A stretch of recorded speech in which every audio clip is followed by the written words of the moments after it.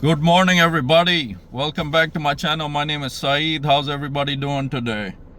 Got a crucial update about our beloved President Renfroe of NALC.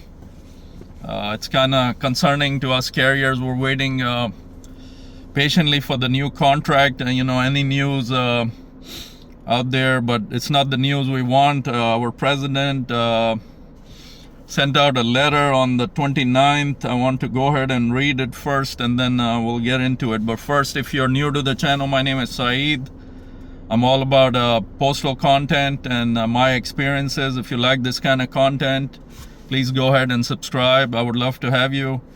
And I love doing what I do, all these videos. I appreciate all the likes and comments you all been giving me, and love reading y'all's comments, what you all think, and your suggestions. I really like, and just love what I do. So I'm in another city right now, a little bit of vacation, so kind of have to make this video in my car right now. But it's important to us carriers about NALC. So let me get to it, read it first, and then we'll get to it. Dear brothers Jackson, Miller, and Guzman, I have received the appeals that each of you have filed to the NALC National Convention from the decisions made by Executive Council on April 26, 24. With respect to the 4 charges filed by Brother Jackson against me that the Council had voted to find substantial on April 26 after reviewing the report submitted by the panel of 3 members appointed by Executive Vice President Paul Barner, the Executive Council decided by majority vote that I was not guilty of charges 1, 2, and 4, but guilty of charge 3. The council then voted to suspend my driving privileges and record a public service announcement as the appropriate penalty for charge number 3. Your appeals seek to have the convention overturn these decisions. So he's talking about the charges earlier this year that came up against him. I believe it was in New Orleans. The NALC Constitution confers upon the National President that the sole authority to interpret the Constitution. Article Section 9 provides that the President's decisions are final between conventions, but may be approved by rejected by the convention. In accordance with the authority, I have reviewed the Constitution to determine whether the appeals you have filed are permitted by the Constitution. I have concluded that none of these appeals are permitted and they should not be presented to the convention. So he's trying to get himself out of there before everybody knows. Everybody knows all the troubles he got into anyway.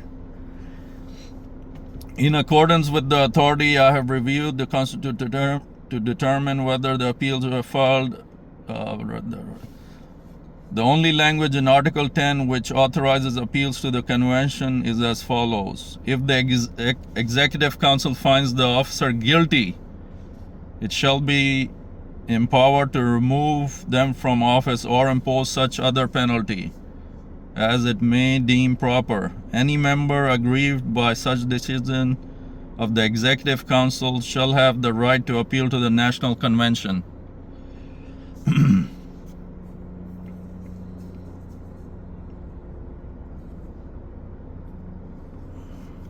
This language makes clear that the only Executive Council decisions subject to appeal to the convention are decisions to find an officer guilty of the charge and to impose a penalty.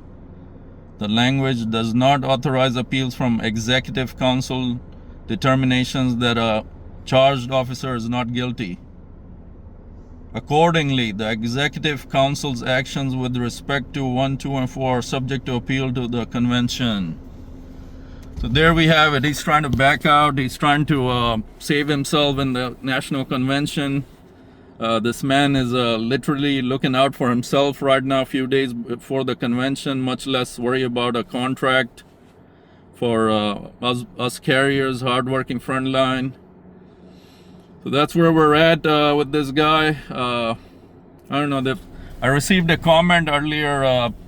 Somebody was really defending him, but I see what I don't know what goes on inside the meeting, so I'm not being totally against him, but these are the facts that are coming through. You know, he's not.